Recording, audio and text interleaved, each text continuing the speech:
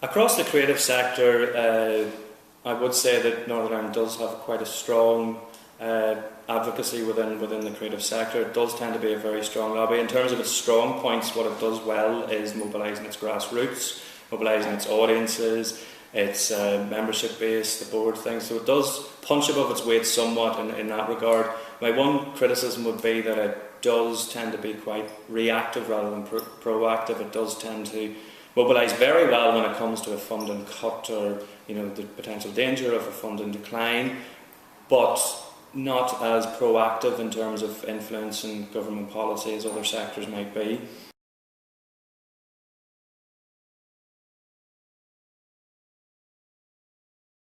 I think the biggest lobbying mistakes that people make, that we see time and time again, is not being targeted enough in their approach. So not understanding the entry points that really are out there to help them progress their issues. So whether that be emailing all 108 MLAs when really they only need to be in contact 11, wasting a lot of time, resources on dealing with MLAs or councillors who might be interested in their issue but have no real sort of power in it, and also not refining their messages clear enough.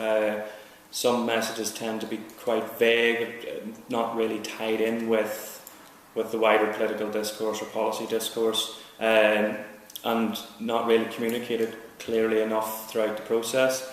And a lack of preparation tends to be a downfall for a lot of people, whether that be not preparing well enough for a meeting and then suddenly getting a curveball thrown in, not being prepared enough in terms of resources and deploying those resources throughout whether it be a campaign or just a 10 month process of engagement. But I would say that that's not a thing just within the arts sector. It's common across the board, whether that be the health sector, the age sector, or any other sector that we tend to work in.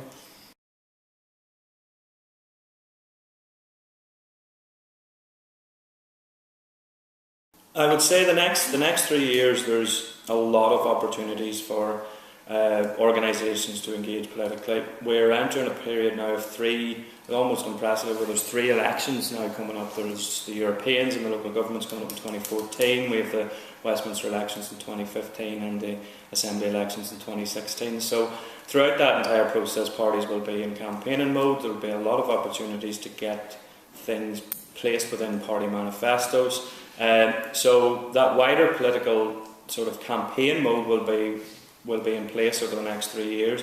But also at council level, we're entering a very, very important time. We have the elections of the shadow councils now in 2014. So from 2014 to 2015 they'll be operating in a dual sort of system, where the shadow councils will be really setting their policies going forward to hit the ground running when they eventually get their full powers in 2015. So that will be when they're developing their cultural frameworks, their business frameworks, their economic frameworks, appointing their new chief executives. So very, very important time both at local council and at Westminster and the Assembly as well.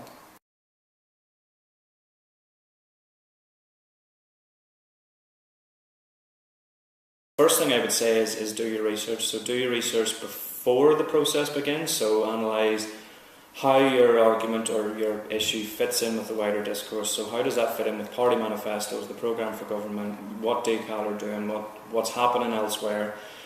And also do your research throughout the process. So do your research prior to meeting your MLA or your councillor or your minister. Do your research on what's their background, what's their interests. It could be that they have a particular interest in the arts or a particular interest in sport. So always do your research throughout the process and be prepared for meetings and be prepared to deploy the resources that you need. The other key thing I would say is refine your message. Make sure your message is clear cut, make sure everybody can understand it and it's consistent throughout, whether that be in your dealings with the media, your dealings with MLAs, councillors, etc. So make sure it's clear cut, but also learn to tailor your message. So depending on the audience that you're dealing with, whether it's a person who has an interest in the arts side of things, then obviously you can talk about your arts priorities. But if it's if it's an economist or if it's a MLA with a strong economic interest, I'd say tailor your message slightly towards what their issues are, but keep your message consistent throughout.